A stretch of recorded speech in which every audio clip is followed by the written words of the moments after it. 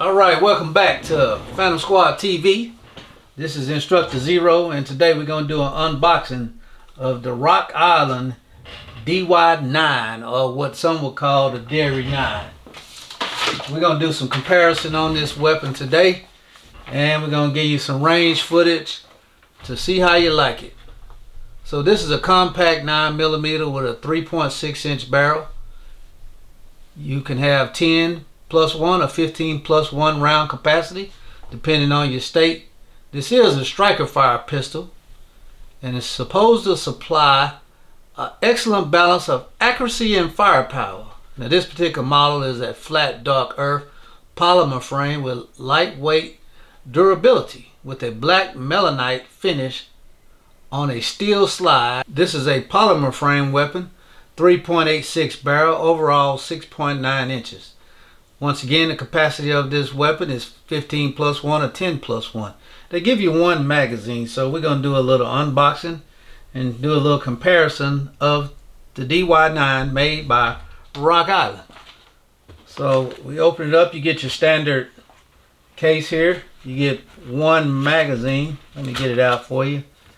This is not a Glock magazine, but it accepts Glock magazine. Alright, this is basically a Gen 3 Glock that Rock Island has transformed into a pretty nice pistol. We'll go ahead and check it, make sure it's empty, and the gun is empty. It comes with your TrueGlow fiber optic sights. It has exchangeable back straps that you get right here. Your standard cleaning supplies. Now we're going to test the trigger weight on this gun, and we're going to do some comparison to Smith & Wesson 3.6 and the standard Gen 3 Glock 19. Let's bring over the Smith & Wesson 3.6. So once again, we want to make sure the gun is safe. We want to check it. Gun is empty, and we're going to compare sizes to the Smith & Wesson. Now this is a Smith & Wesson 2.0 3.6. Now as frame comparison, these guns are very similar in size. With a 3.6 and a 3.86, you can see that there's very little difference on the barrel length. However, the Smith & Wesson 3.6 does come in a little shorter. Now I'm not going to do the weight of these guns. You can look that up for yourself. But the thickness of the slides pretty much are the same. The 2.0 has a slight hexagon style slide with some nicer slide serrations. Now as far as the thickness, these both have back straps that are removable and replaceable. This particular Smith & Wesson does come with a thumb safety. However, the Rock Island DY9 does not, and that's personal preference on if you would like a safety or not. So pretty similar. These guns should feel nice, both nice to carry. This gun does feel really compact, and should do well for inside the waistband or outside the waistband carry.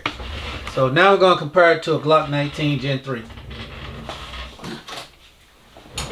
So bringing over the Glock 19 Gen 3, however this one has some customization on it, but it still is a Gen 3.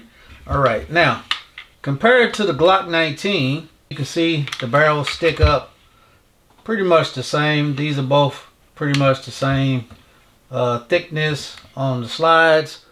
However, this is a Gen 3 that's modified. This is a base model of the DY9. Both guns thickness is similar.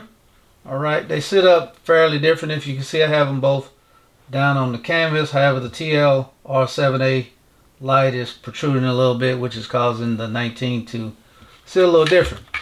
When you compare these guns standing tall, both barrels stick out about 1/4 of an inch out. Let's break this DY9 down and see what it looks like on the inside. Alright, you do have your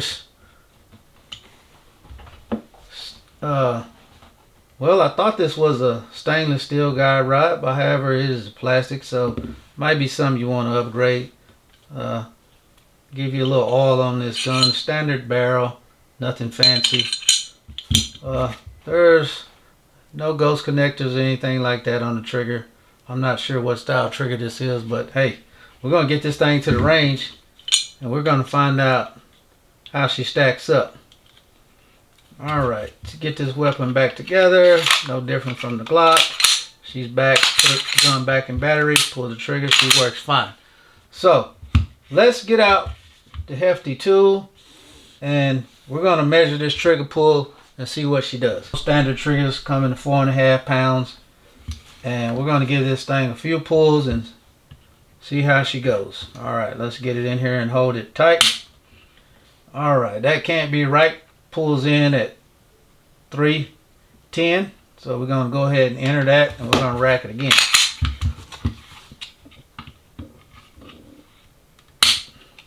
Alright, that comes in at 3 pounds, 1.4.3 ounces. So we're going to enter. It looks like we may have us a good trigger, ladies and gentlemen.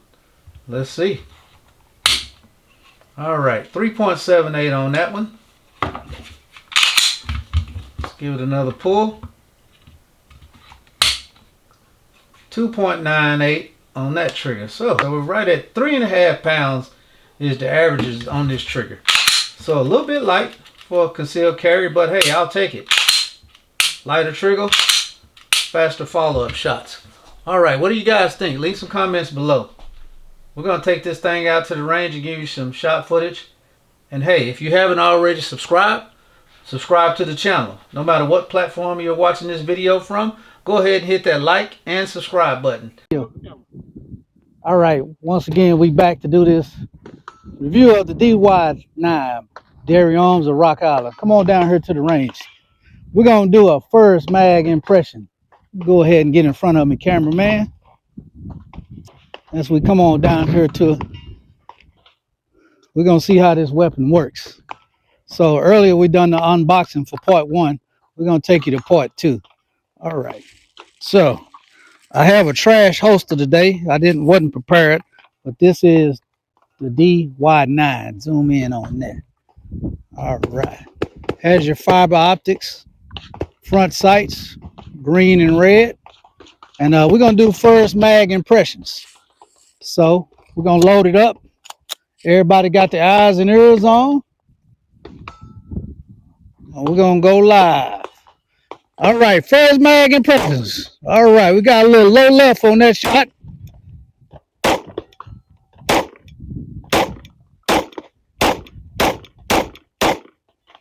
All right, pretty nice trigger on this thing.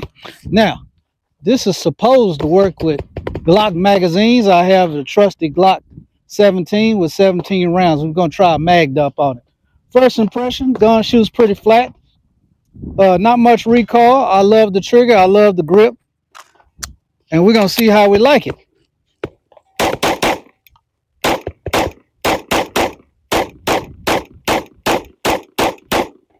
Well, there you have it, ladies and gentlemen.